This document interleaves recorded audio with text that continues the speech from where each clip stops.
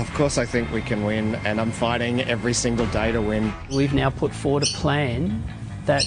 Is that bird worrying you? Yeah. They're afraid of us. They can see that our movement is growing. Well, you're not going to have a stand in the Parliament. Let there be 1,000 lessons learned as far as I'm concerned. This is the 4ZZZ Break the Election podcast for the Queensland state election in 2024. Hello and welcome to 4ZZZ Breaks the Election podcast, just 2 days from the 2024 Queensland state election. My name is Alexis Pink, I'm the news coordinator at 4ZZZ. Joining us today are... Joel Bergen, Liv, and PJ, who are from our 4ZZZ newsroom. Thanks for joining us today, guys. Thank you for having us. All right, in this podcast series, we'll be bringing you up to date on the election and breaking down what is being said and why. Liv, what have you got for us today? The Australian Medical Association Queensland has spoken out against the Liberal Party's health policies ahead of the upcoming election. The LNP's promise to cancel pill testing, a measure to prevent the usage of illicit drugs, will be put in place by next month if they win the election. However, the AMAQ has expressed serious concern for the impact this will have on young people at Schoolies Week, as pill testing is an important health and safety measure for people taking unknown substances. AMAQ President Dr. Nick Yim has described the LNP's stance as disappointing because many festival attendees are unaware of the contents of common pills found at such events. Certainly a very young person sort of thing, but it does affect all sorts of drug users across the age and demographic spectrums. Let's start with the most obvious thing, pill testing. Is it important? Oh, yeah. Yeah, harm reduction. Yeah, harm reduction is the thing, and that's why the AMA is standing up about this stuff. They don't want to see drug deaths, clearly. But their opposition to the LNP's policy is not surprising, but bad timing for the LNP. Have made health a sort of centrepiece of their work. Why do you think the LNP is moving in this direction? It's kind of in line with the hardline stance on youth crime, a little bit. It is in that ballpark, isn't it? It's sort of, you know, we hate all criminals, including drug dealers, and that also means drug users as an extension. They do consider drug users to be criminals. In the most technical sense, they certainly are. Yeah, it almost seems they're advertising those kind of hardline values in a nostalgic way. Yeah, you know? Definitely. Like, let's bring this back. Yeah, we know that the LNP, out of the two major parties, they're the Conservative Party, and it is sort of in line with those conservative values of this is a counterculture, this is a dangerous thing to be doing, and we shouldn't be promoting it. It definitely feels like that's the LNP's stance. So the war on drugs, which is the sort of umbrella term for sort of this, has a long history, and it starts with Nixon back in the US and his criminalisation of specific drugs. Oh. And the fallout from that over time has been that they were looking to target specific blocks of people who don't vote in that direction to break up their communities. And, you know, they did that through banning weed and various other types of drugs. So, do you think the coalition is thinking along that lines, that it breaks up the cultures and communities that are associated with drug culture?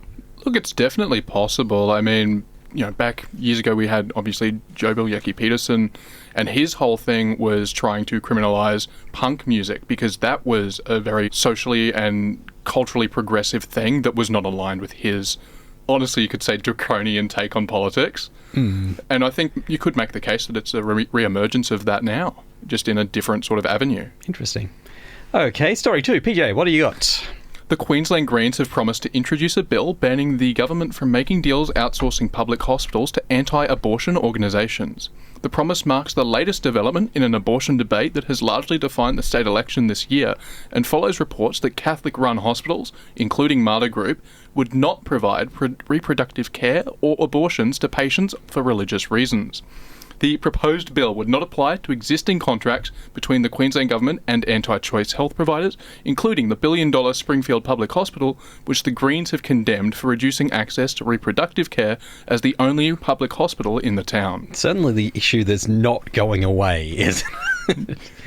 It's an interesting move. Why is it important? It's not only the argument to be made of a woman's right to choose or a person with that biology having that right to choose. It's also not strictly just abortion, it's reproductive care in general, and that's a much broader area. And if we start policing that now and if we're allowing church and state to meet back up in this way in our health, it could have some real long-term implications. All right, so this is about access to abortions in the state. We should probably talk about how easy it is to actually access those services right now.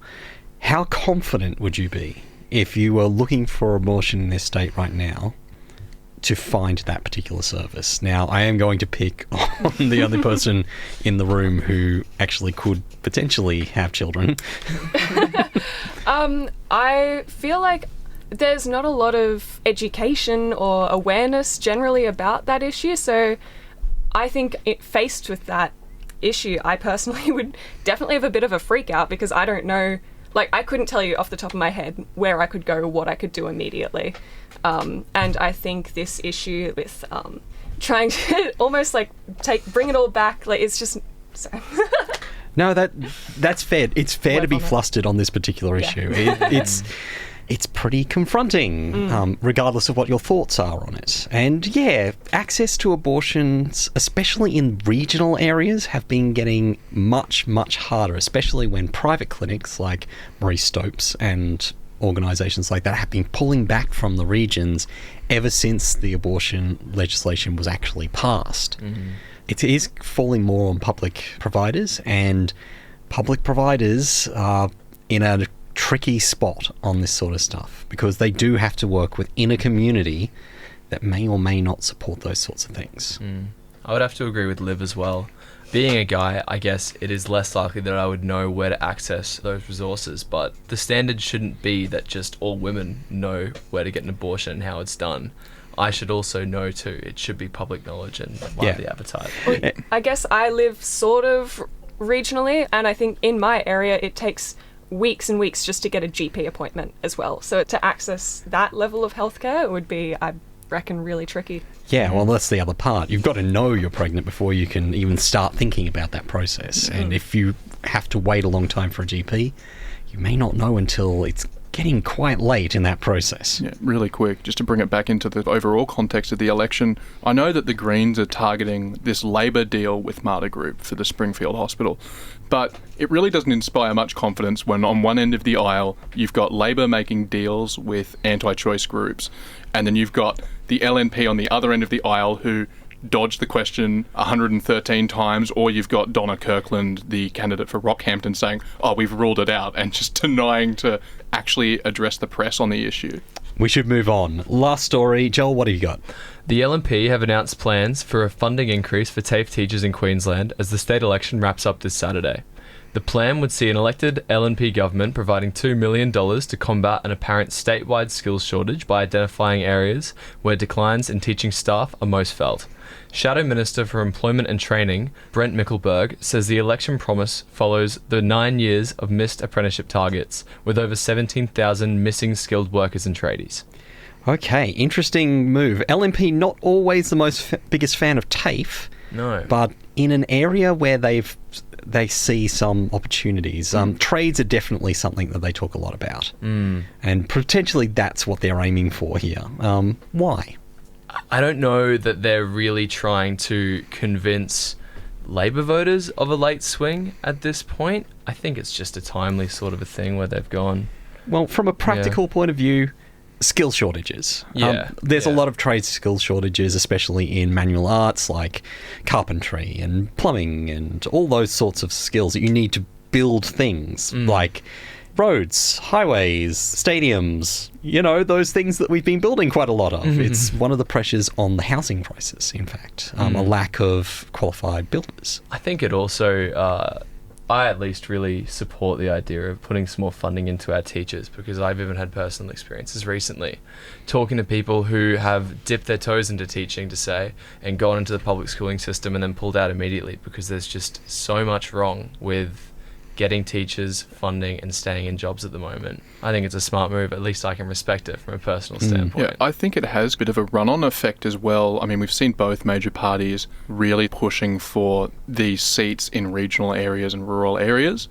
And I do think that it's fair to say that these regional and rural areas, you see a lot more people in the trades or in manual labour rather than people that are studying, because we don't have those institutions so far out in these rural or regional areas. I think you could argue that it's even trying to appeal even more to that rural and regional voter base. All right, and that's all the time we have for 4ZZZ Breaks the Election podcast today. For more updates, you can find us on 4ZZZ in our morning bulletins, Brisbane Line on Tuesdays, Thursdays and Saturdays at midday, and make sure to catch the Pineapple Rebellion at 9am on Fridays. If you want to support the project, subscribe to 4ZZZ at 4ZZZ.org.au/support. Thanks for joining us. We'll be back tomorrow. Goodbye! Bye.